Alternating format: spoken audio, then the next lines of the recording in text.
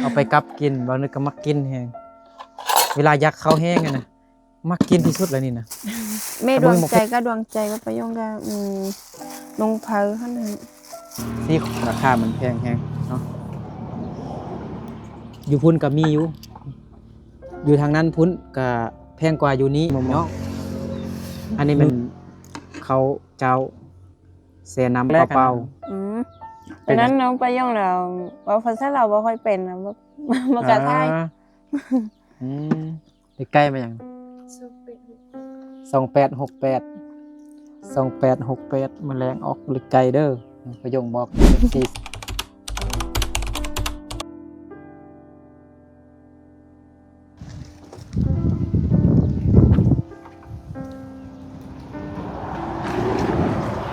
เฮ็ดหยังนะเส้นหยัง ให้พักกิน เฮ็ดกินสิกินหยังรีบมาก่อนเอาบ่มีข้าวกินเด้อ นี่ สุกแล้ว เลยจนเช้านี้เห็นอยู่เฮือนอาเด้ นะ ว่าสิไปรับจ้างแต่ไปแล้วเขาบ่มารับไปเลยบ่ไป ขาดโรงเรียนเลย เลย สบายดี FC เด้อ สมัยดี สบายดีพี่น้องเด้อสบายดีเด้อวันนี้ก็ไปไสยะมาอีกแล้วพี่น้องเนาะมาแวะหาน้องประยง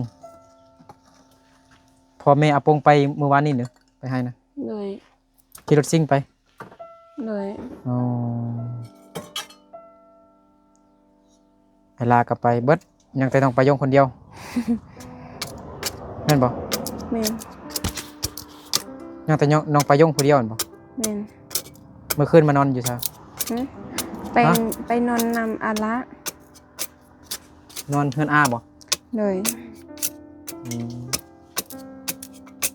เดี๋ยวสิดังไฟเห็นยังนี่สิแต่งกินวะ เลย สิแต่งกินมายัง ให้พากะลำปีกิน กะหล่ำปีกิน เลย บ่ดังก็ได้ไอ้ซื้ออันคาไก่หั่นบ่ดังก็ได้ อืม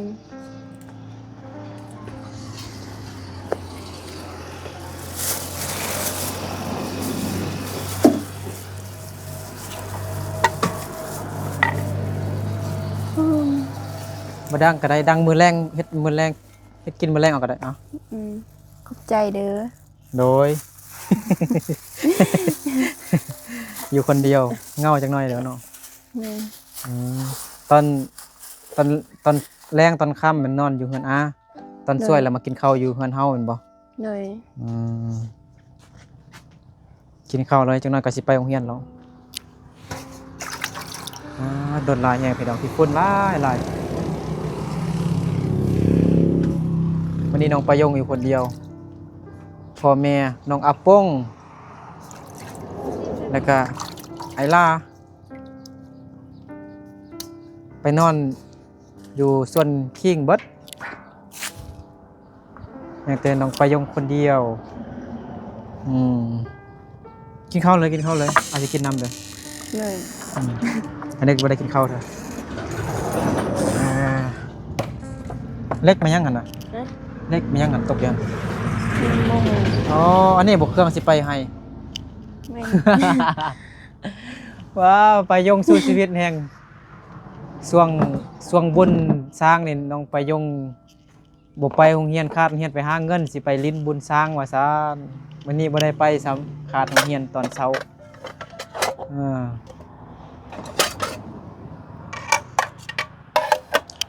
ต้องเกี่ยมอีหยังไปเด้น่ะของกินบ่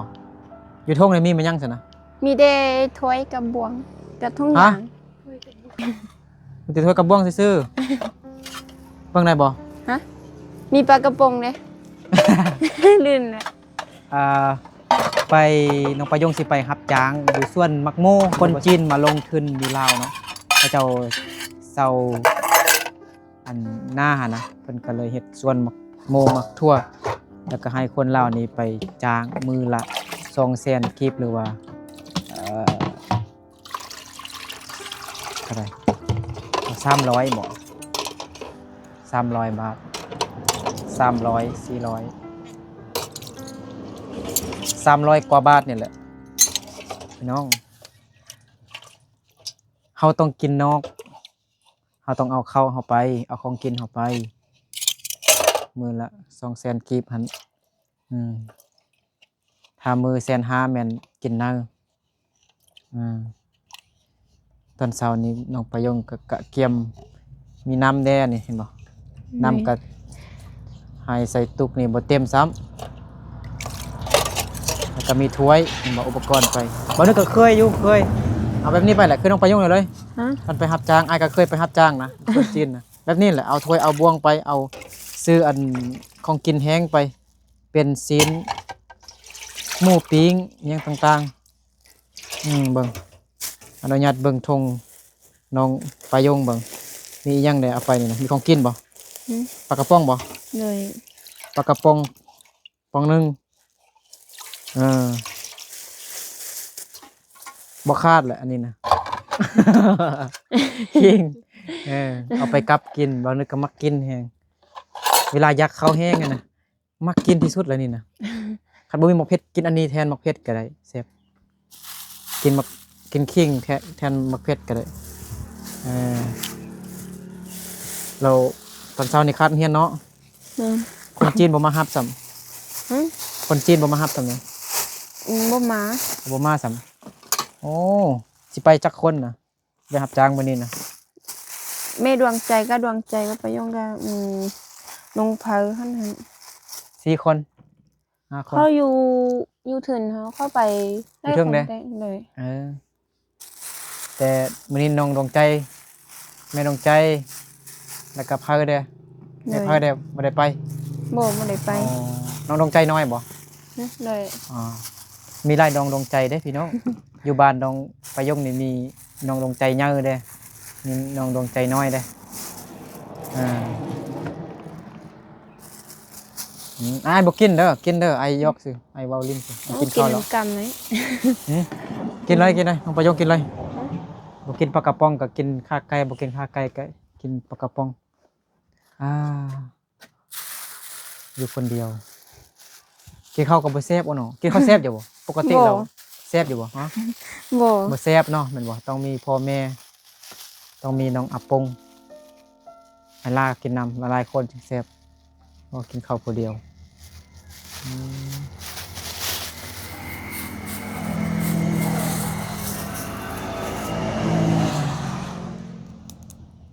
มื้อเช้านี่คาดโรงเรียนแล้วเนาะ อาจารย์บ่กวดกาติ บ่กลัวที บ่กวด ยังบ่ได้ทำเข้าเถอะ อืมบ่ได้ถามเข้าหืมมากินข้าวนำน้องปายง กินไหมกินกัน กินแม่กินนำกันอ่ามื้อแรกจึงครัวผักกะหล่ำปีกินอันนี้ก่อน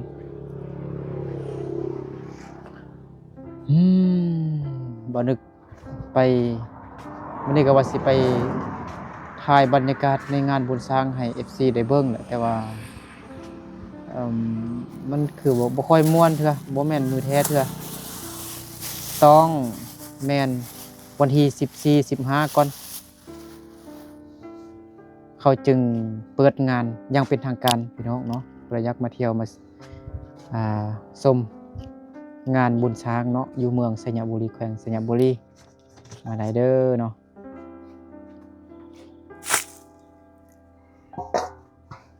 อันนี้ก็มวนน้อยนึงแต่ว่าสิถ่ายคลิปอยู่แต่บ่ได้ถ่ายสักคนน้อยเด้ว่าสิถ่ายอันบรรยากาศการเดินขบวนก่อนกำลังเนาะของแต่ละชนเผ่า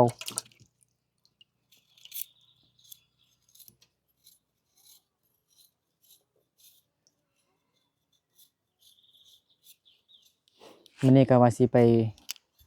แวะน้องปลาเย้งเด้แต่ว่าน้องปลาเย้งว่าบ่ว่างว่าซั่นเฮ็ดซอดอกไม้บ่มีมือว่างเลยน้องปลาเย้งก็ได้เฮ็ดเวียกทุกวินาที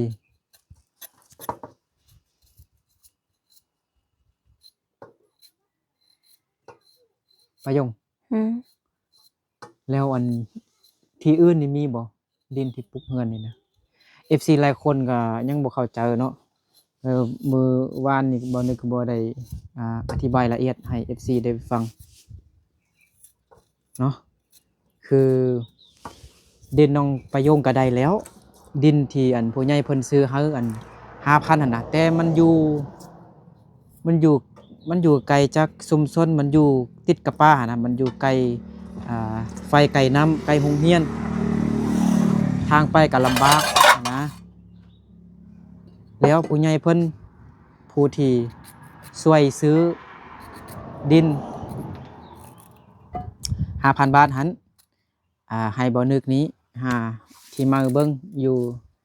ยู่ใกล้ๆอันน้ำไฟอยู่ไกลชุมชนอยู่ไกลโรงเรียนแด้ว่าซั่นบ่นึกก็เลย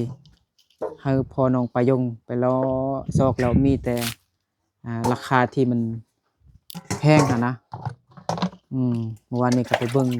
ตัวอยู่เทิงนี้100 ล้านกีบประมาณ150,000 บาทนี่แหละ150,000 บาทว้าเถอะแพงเนาะบ่ฮอด1 ไร่บ่ฮอด1 ไร่เนาะไร่เดียวซื่อๆ18 คูณ 20แพงมันแพงจนมันอยู่กับอันทางรถใหญ่มันติดกับทางรถใหญ่เด้อแล้วก็มันเป็นดินเพียงแด้น้อยนึงแล้วก็ยันมันอยู่กับชุมชนเด้มันติดกับชุมชนหั่นนะติดกับบ้านเฮือนอาคารเพิ่นหั่นนะมันแพงเพราะว่า3อย่างนี่แหละ1แม่นมันติดกับถนนใหญ่2แม่นดินมันเพียงแน่3แม่นมันอยู่ติดกับอันชุมชนเด้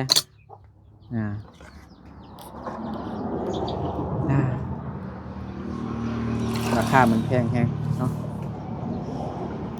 อยู่พุ่นก็มีอยู่ทางนั้นพุ่นก็แพงกว่าอยู่นี้พี่น้อง100กับ30 ล้านแต่มีเฮือนหลังน้อยๆมุงสังกะสีแอมด้วยไม้แป้นแล้วก็มีไฟฟ้ามีน้ำแล้วราคามัน130 ล้านแพงกว่าอยู่นี่อีกเพราะว่ามันมีเฮือนมีไฟมีน้ำหั่นนะกินข้าวเอลี กินไหม ให้นึกกินนะ FC บางคนบ่เข้าใจเนาะดินน้องประยง FC บางคนก็ถามมาว่าเอ้าคือเห็นเบานึกไปซื้อเฮาดินตอนนึงเฮาผู้ใดตอนนั้นน่ะนะแม่นซื้อให้น้องประยงนั่นแหละแต่ว่าตอนนั้นมันอยู่ไกลก็คือบ่นึกเว้ามาวังกี้หั่นแหละ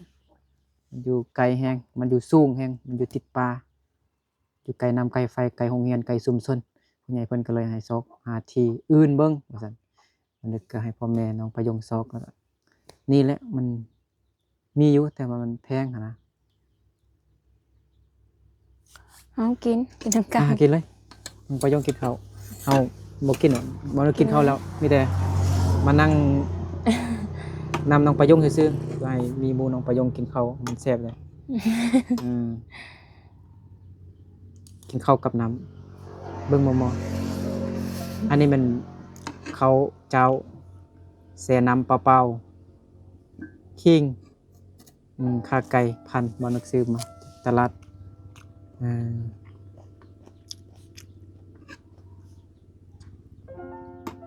ช่วงนี้น้องดวงใจกับบ่มาลิ้นน้ำแล้วเนาะเป็นหยังบ่ผิดกันนะบ่วางซื่อบ่ว่างซื่ออ๋อดวงใจเฮ็ดหยังไปหยังเขากำลังเป็นเฮือน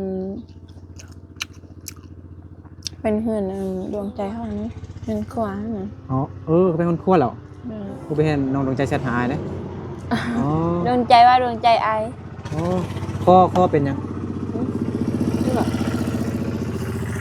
ทานไฟเป็นหยังคิดว่ามันบาด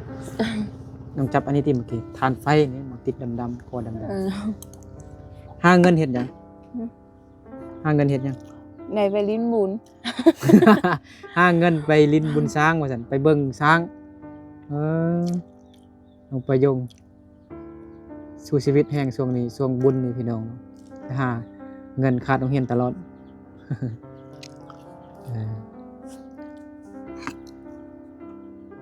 ส่วนน้องอาโป้งแม่นอยากได้รถถีบไฟฟ้า น้องประโยงมันจักได้เงินไปเบิ่งบุญพ่อแม่มันจักได้เงินซื้อดินพ่อแม่น้องประโยงอาปงไอล่ากำลังไปรับจ้างขุดเคียงเข้าแล้วก็ของน้องประโยงเด้ไปหาเงินสิเฮ็ดเฮือนนี่แหละปลูกเฮือนจำเป็นแหละดินอันนั้นมันแพงพดน้องประโยงอาปงสิได้ไปอยู่บ่อนเก่าหั่นแหละติดกับป่าหั่นเฮ็ดคันไดเลื่อนขึ้นประโยงเฮ็ดคันไดเลื่อนขึ้นคันไดเลื่อนหูบ่บ่ฮู้หูซ้ำเคยไปตลาดใหญ่บ่บ่เคยเนาะตลาดใหญ่ซะสิหยังตลาดตลาดสยะ2ชั้นนั่นน่ะเคยขึ้นไปชั้น2บ่เห็นอันคันไดดำๆหั่นบ่มันไปเองหั่นนะเคยนั่นแหละเขาเอิ้นว่าคันไดเลื่อนแล้วไอ้นึกว่าเฮาบ่มีเงินซื้อตัวนี้มันแพงนะก็เลย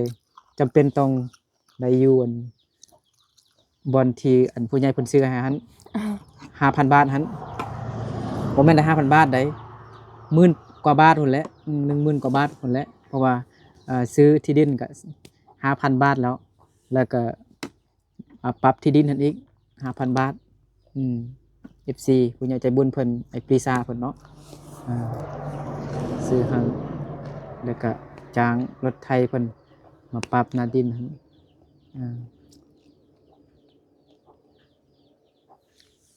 เฮ็ดคันไดเลื่อนขึ้นจากบ่อนกุมหั่นน่ะกรมตำรวจน่ะ เฮ็ดคือคันไดอันดำๆอยู่อันตลาดนั่นนะ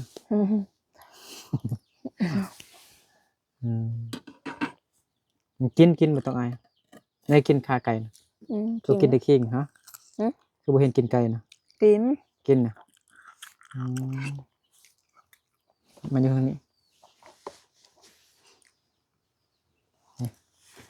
สงสารน้องประโยงน่ะอยู่คนเดียว กินข้าวคนเดียวนั่งนอนคนเดียวได้เนาะชินโนดแซ่บบอกขาไก่แซ่บ แซ่บ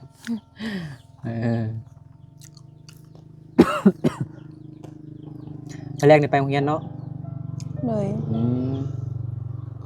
ตั้งใจเรียนได้ตั้งใจเรียนเนี่ย FC บ่ติดตามเบิ่งน่ะเด้โรงเรียนก็ขาดหลายครั้งขาดกระเพาะบ่มีเงินใช้เนี่ยพ่อแม่ก็บ่มีหาก็เลยขาดโรงเรียนไปหาเอง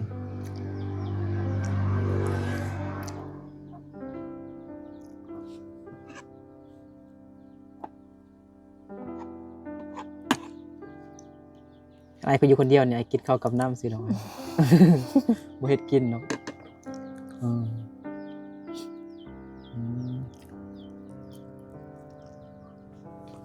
มื้อนี่ไปบ่ยังบ่ฮู้เท่า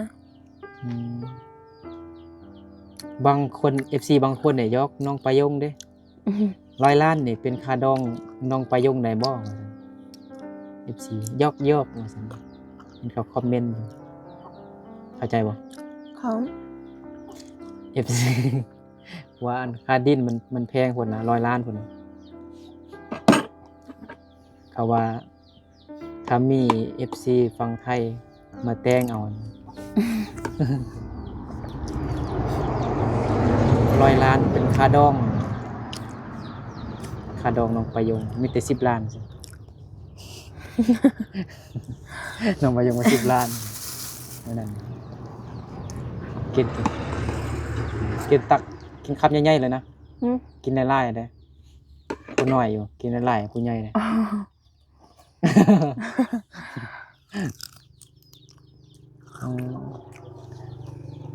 ตอนนายมาถ่ายทำอิฐน้องประโยคมันขี้อายไม่ยอมไม่ถ่ายเลยแอบถ่ายจึงได้ถ่ายขี้อายยังไงโอ้บอกเป็นยังจึงขี้อายนะเป็นยังตอนนั้นทำอิฐนะสาเหตุที่อายเป็นยังแล้วตอนตอนแรกกันนะตอนนั้นน้องไปย่องแล้วว่าภาษาเราบ่ค่อยเป็นนะบ่กล้าทายว่าภาษาลาวบ่ค่อยคล่องเนาะบ่ค่อยแจ้ง เอาภาษาลาวบ่ค่อยได้ขนาดตอนนี้ก็ยังเว้าบ่ค่อยได้เลย แต่ทายมาตลอดก็จะจนสิ้นแล้วลืมเนาะเว้าภาษาลาวบ่ได้อืมกินมื้อแรงไปนอนเฮือนอาเนาะ เลย มื้อแรงก็ไข่เล็กมื้อแรงเล็กยังออกประโยง โมโห โตมันยังออกเนาะ โมโหเถื่อ มัน น บอกเล็กฮะ โมโห บ่ฮู้ตรงไหนฮู้ บอก ลองเดาเบิ่งดูทายเบิ่งเดาเบิ่งว่ามื้อแรงนี่สิออกเล็กจังสิเอาโตมันยังสัตว์นี่นะโตมันยัง โมโหเถื่อน อีเว้ามันก่อนนะอีหยังก็ได้นะเอ้าบ่ฮู้ล่ะ เอ้าไอซื้อข้าวไก่มาให้น้องกินกับออนเล็กไก่ดิ เอาเล็กไก่หมดแรงเล็กไก่มาหยัง2868มื้อแรงออกเล็กไก่เด้อประโยงบอกแล้ว FC ซื้อเด้อเถิกแล้วก็เอาเงินมาให้น้องประโยง เอออยู่คนเดียวเหงาบ่ เหงา งอมเนาะคันอ้ายบ่มาถ่ายคลิปเนี่ยเอาผัวแล้วเนาะ บ่เอา บ่เอาคันอ้ายนึกหาไว้ซื้อๆที่ผู้ให้เฝ้าให้เฮียนก่อนเป็นจังเขาจึงบ่มาลมเฮาเป็นจังผู้บ่าวจึงบ่อยากลมเฮา เอามาลำบัดแล้วเข้าบ่มัดเด้ เนี่ยเขากลัวเฮาลำบากเขาบ่มัก แม่น บ่เฮามีแล้ว เงินอยู่เฮาก็มีเด้ เฮาบ่ได้อยู่ป่าเด้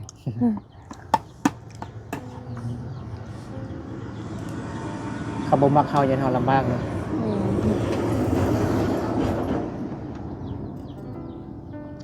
ผู้บ่าวบ่มักเฮายันเฮาจนยันเฮาลำบากเด้สร้างว่า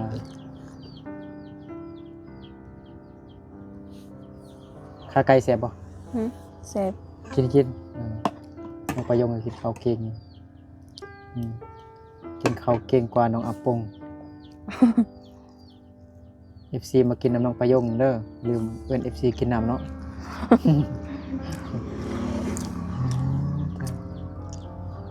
มื้อเช้านี่เฮ็ดหยัง มื้อเช้าบ่ได้ไปเวียกซ้ํไปเฮ็ดหยัง บ่ได้เฮ็ดหยังแล้วมากลับมาเฮือนแล้วมาเกือบไก่เกือบ ฮะ น้ำเกือบไก่ซื่อๆนั่นแหละ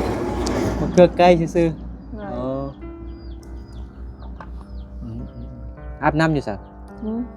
อาบน้ำอยู่ซะ วันนี้วะวันไหนเอาไปอาร์ตอยู่เฮือนเอสหั่นเอสนะ อาเอ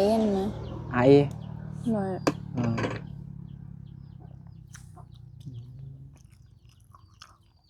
เอ้าบ่ย่านเข้ามาลักไก่หยังต่าง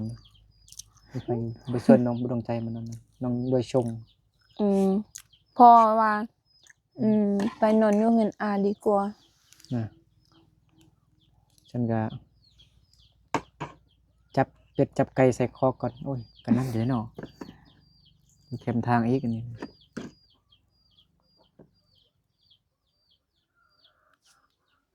ไปชวนน้องชายของอาลาบ่มีน้องเนาะมีแต่ล้านเนาะ หน่อย เห็นบ่เวลามีแต่ล้านทรายมีผู้ชายอยู่นำนะจังบ่ยากมีแต่ผู้หญิงไก่น้องประโยงเอาเฮ้อไอ้นึกมันมีไข่แล้วเด้ มีแล้ว มีแล้วนึคือฮู้จัง เอาใหญ่เลยเด้ ย่างแล้วมันมีแล้วเนาะมันบ่มีเหรอดอกแต่ว่าอยู่ในท้องมันก็มีแล้วแต่ว่ามันยังบ่ได้ไข่บ่ได้ออกเทื่อนะ มันยังก็มันนั่งอยู่บนอันนั้นน่ะยังบ่ได้แปลงบอนให้มันเถอะบอนที่มันฟักไข่หั่นนะแล้วมันเป็นนั่งเฮ็ดอันหางว่านะมันเฮ็ดหางเองนะมันน่าจะสิ ไข่นั่นแหละ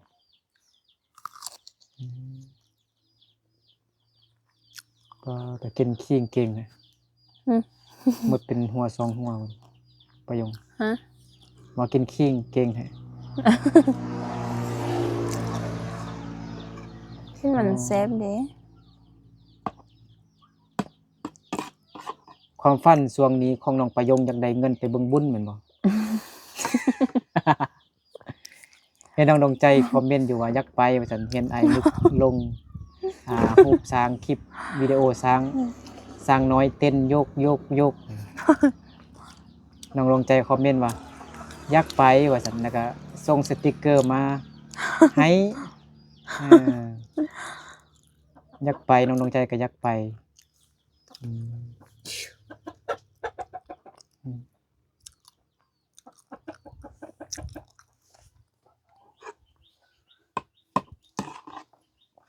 น้องดวงใจบทเซตนะอายบ่ไปหาแล้ว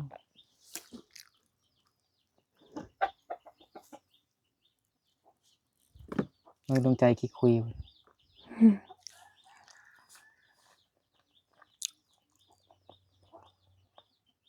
เงาเนาะ นอนบ่หลับติกันนอนผู้เดียว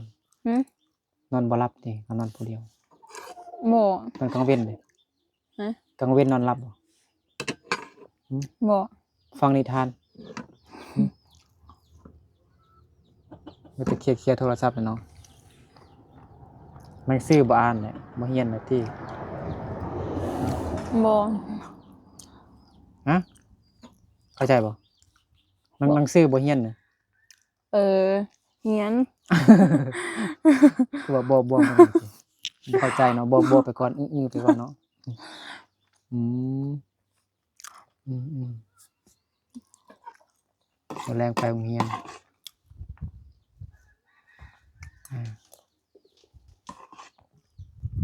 ตอนนี้มีเงินจักพันซั่นเงินไปจ้างได้จักพันเหรอ เมื่อไหร่ไปมื้อวันนี้ไม่เอาส่งเส้นฮะ วันนี้นะ เลย อ๋อซื้อยังได้แล้วยังเหลือจักพันตอนนี้ยังคือเก่า บ่เหลือแต่เส้น50 50,000เอาไปเฮ็ดหยัง ฮะ 50,000เอาเฮ็ดห ซื้ ยั อง ของกินไปห้างจางแต่บ่ได้ไป อ๋อบ่ได้ไปซะเนาะปงกับคาดโรงเรียนก็ในครูไปพุดคิงหาเงินสิซื้อรถที่ไฟฟ้าว่าซั่น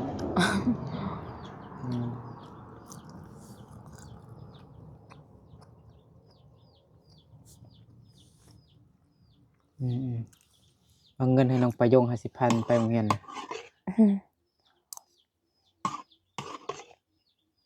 sorry เงิน50,000ให้น้องประยงไปโรงเรียนน่ะมื้อแรงนี้สิกินขนมมื้อนี้ไปอันนั้นบ่อ้าวเงินไปโรงเรียนเด้อ เลยขอบใจเด้อ น้อย เอาไว้นี่ก่อน ได้เงินแล้วก็อิ่มเลย บ่ ได้เงินแล้วบ่อยากเข้าเลยเงิน50,000ซื้อขนมกินอยู่โรงเรียนนำหมู่บ่มีมาบ่กระโตเด้กระโตบ่มาเลยเนาะ บ่ นั่นแหละไอ้ไปก่อนได้ไอ้กลับก่อนเด้อ เลย อันที่ใครเลขเด้มันแรงนี่เอาเลขไกล 2868นะ เอาเลขไกลน้องประยงบอกให้เอาเลขไกลเอาเลขไกล ยังบ่เน็บใจเถื่อ บ่มั่นใจเถอะ เอาอันนี้เขาสิเอาไปเฮ็ดเวียกนะ เลย ว้าโถร้ายแท้เขาน้องประโยงสิเอาไปรับจ้างอันนี้นะเห็นบ่กะลายเท่าข้าวเจ้าต้องใส่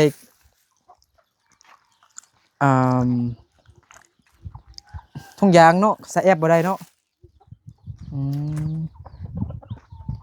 พอน้องประโยงบ่เอาอันนั้นไปเด้ นะ เอาอันโซลาร์เซลล์ไปบ่เอาไปสำ บ่มีคือมีซ้ำอันแล้วพอเอาอันนึงไปนะ เอา